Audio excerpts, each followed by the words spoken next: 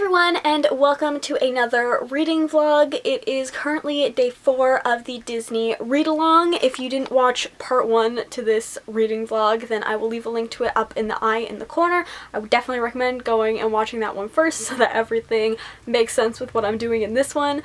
But it is day 4 of the readathon. Like I said, it's after dinner, as per usual.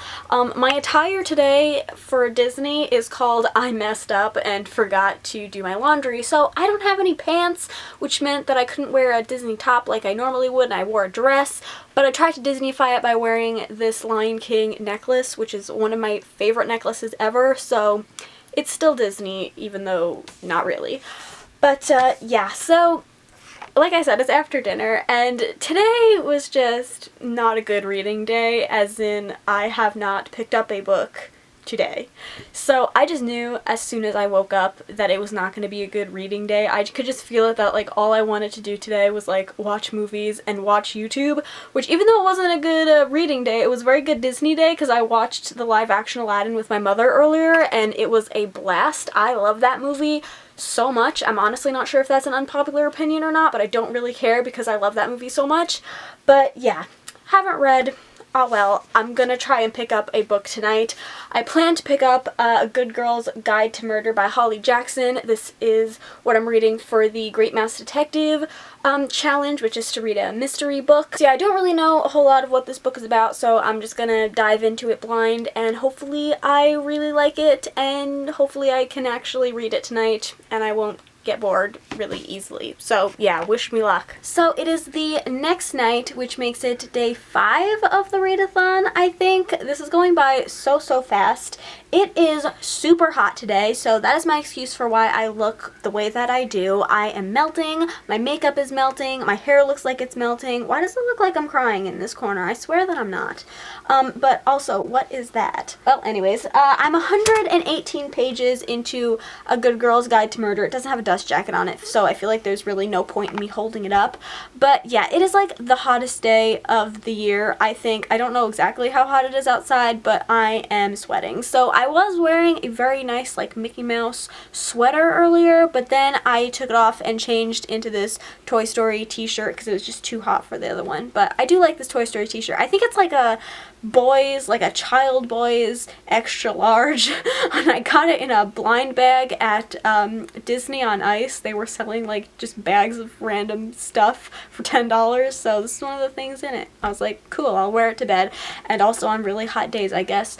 So yeah, I'm 118 pages into A Good Girl's Guide to Murder, and for those of you who'd like to hear a synopsis before you pick up a book, I will now tell it to you because now I know what it is. So it's a YA mystery. You probably got that from the title, but basically the best way I would explain this book is that 5 years previous to when the book actually takes place, there was a high school student called Andy, and she disappeared, and her body was never found, but at this point, because it's been so many years, they've just kind of like presumed her dead. And her boyfriend at the time was like the main suspect, but he killed himself before he was ever tried for the murder, but all of the evidence always pointed to him, so everybody in this town thinks that he did it. So 5 years later, which is when the book now takes place, we're following a girl called Pippa, who I keep wanting to call Pippin or Peppa, like the pig. I don't know why, but that's what I always want to call her.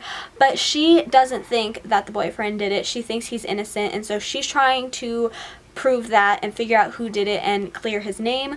So yeah, so far I feel like I'm not really sure what I think about this book. When I started it last night, I felt like I was really into it. I liked the like premise of it. I liked that she was trying to clear this kid's name because obviously it's already awful that he killed himself, but then people think that he did it, but if he was innocent, that's just like such a tragedy. So I really liked the premise of it. Sorry, people are driving by on their motorcycles.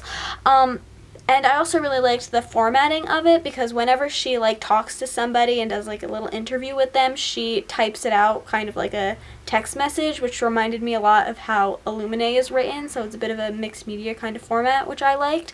But then when I started reading it this morning, I started to not like it as much just because it felt a bit Nancy Drew-esque, if you will, just like the way that our main character goes about her like crime solving tactics and just like the way that she talks to people and adults. It just felt very unrealistic in my opinion. As much as I love Nancy Drew, like I read a bunch of them when I was a kid, I did read them, reread some of them now that I'm older, and they were definitely very unrealistic, so I just feel like it's not really holding up, which is a shame because it's not even like, you know, this is like a younger YA. It does deal with some pretty like heavier, more older YA topics, so it's just a bit annoying that, you know, it's a little unrealistic and you kind of have to suspend your belief, because I just don't think that like a teenager would be able to get this kind of information out of like adults and stuff like that. And the way that she's doing it, like sometimes it's honestly a little bit jarring, I would say specifically, but I don't want to like spoil anything. So yeah, but then I did pick it up again tonight and I felt like I was starting to get a little bit more into it. I have my theories about who done it, but I'm not going to say them just in case I am right, because I don't want to spoil you. But yeah, I feel like this book is going to definitely come down to the ending. Like the ending will make or break this book, and I really do hope that it surprises me, because I do really want to love this book because I heard a lot of great things about it. So yeah, I'm going to try and get quite a bit of reading in tonight, because tomorrow is going to be such a long day. It is basically my first day back to work in like 2 months, and we're not like opening because I work in a mall and we can't like legally open yet, but we are just going to go back and like fix up the store, because I work at a gift shop that is like very much oriented around the holidays and stuff like that. So when we closed down, we had all of our St. Patrick's Day and Easter stuff up, and those holidays have come and gone, and we completely skipped over Mother's Day, which is like one of our busiest times of the year. So we have to take down all of our St. Patrick's and Easter stuff and get the store set up for Father's Day, which is when we'll hopefully open again. So that will take up most of my morning and the beginning of my afternoon, and then when I get home I have to edit my vlog for the first few days of this readathon, and then at 8 o'clock we are doing our Hercules watch along, which I'm very excited for, but it's going to take up my entire day, so I'm going to try and get a lot of reading done tonight so that I can like have a break from reading tomorrow and focus on everything else. But we will see what happens. Fingers crossed, wish me luck, and I'll see y'all tomorrow. So it is the next day, day 6 of the readathon. Today my outfit of choice is this Coco sweater, which I love very much. Love this sweater. Love that movie so much also. But I just got home from work a little bit ago and I ate lunch. It actually took an hour less to do everything than we thought it was going to, so I got home an hour earlier than I thought. So now I'm going to edit my reading vlog for the first few days of this readathon, and in between, like while it's exporting and all that stuff, I'm going to read my book. So I think I'm up to page 158. I did not read as much of it yesterday as I wanted to, but I still feel the same way about it, where I'm just kind of unsure right now. So not a lot to say. I'll update you later.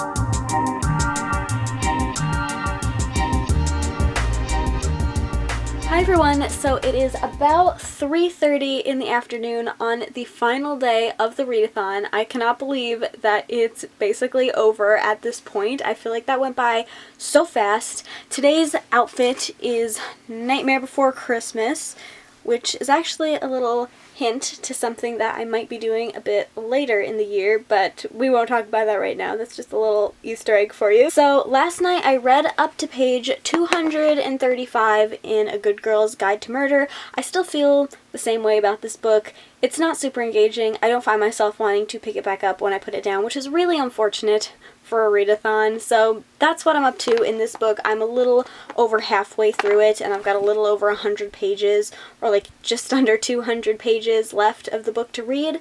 So I actually ended up putting it on hold for a bit and picking up my other book. This is the only other book I have to read to complete all of the challenges. So this is for the Frozen 2 challenge. I'm reading a sequel. So Alistair the Looking Glass, this is the novelization of the film, and I picked this up a bit earlier, and I'm about 150 pages into it, so about halfway through it. It's going by super quickly because it's written like a children's book, so it's got very large font and a lot of illustrations, so it goes by really quickly, but I'm really enjoying it so far. So I'm gonna keep on reading that book, and if I really just like dedicate myself to reading this afternoon, which is what I haven't been doing for the past few days, like day 4 of this readathon is where it all fell apart. The first 3 days were super good, and then day 4 everything just went downhill. So I'm really gonna dedicate myself to just reading this Alistair the Looking Glass book this afternoon and hopefully finish it. And then I will update you then. Oh, I also forgot to say that last night was the Hercules watch-along. I meant to update after I did that, but I just never got around to it because I was really tired afterwards. But that was such a blast. I'm honestly considering like maybe doing monthly Disney watch-alongs on the Disney Read-Along Twitter because I just had so much fun doing that and talking with you guys. So yeah, that was just an absolute blast, and I wanted to make sure that I mentioned that in this video. Okay, so it is now almost 7 o'clock at night, and I just finished eating dinner, and I also finished Alice Through the Looking Glass. I super duper enjoyed this. So this is the 4th challenge completed and my 3rd book read. All I have left to do is finish that Good Girl's Guide to Murder book, which will complete the Great Mouse Detective Challenge. At this point, I'm just not really sure if that's going to happen, but we'll see how it pans out. But let's talk about this book for now. So this is a novelization of the film, like I said, and I super duper enjoyed this. I love this movie, and I feel like this book really reignited my love of it because I haven't seen the film in quite a while. The first time I saw it, I actually watched it twice, once right after the other, and both times I bawled my eyes out at the end. And yeah, I really love this story so much. I don't know, because I haven't seen it in like over a year, I'm sure I probably forgot some things, but I feel like there were some scenes in here that didn't happen in the movie, so I really want to rewatch the movie and see if those scenes happened or not, because that was really interesting. So yeah, that is all for now.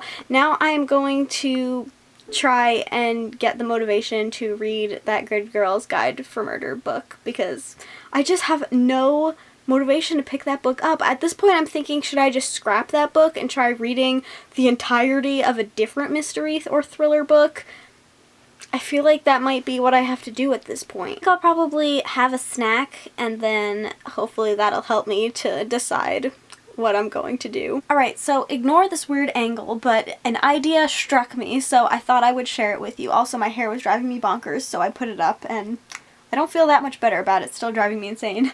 But basically, I decided I'm not going to finish the other book, at least for right now. I don't want to force it because then I'm just going to end myself in a reading slump, and we don't want that to happen, especially not right now. So, what I thought I would do, which is literally what I do for 99% of readathons, when I know that I'm like coming close to the end and I don't have time to finish a challenge, I'm like, what short story can fit this prompt the best? So I went onto my Overdrive app, and since the prompt is just to read a book with a mystery in it, or a mystery book, I thought I would check out an Agatha Christie short story. So I picked out this one, I don't know if you can see it, called The Companion. It's a Miss Marple story. No idea what it's about, but it's only 52 ebook pages. So I'm gonna read this super quickly, and then bing bang boom, I've completed all of the challenges. So I just finished The Companion, and it was pretty good. I really enjoyed it, and it was a mystery, so it completes the Great Mouse Detective Challenge,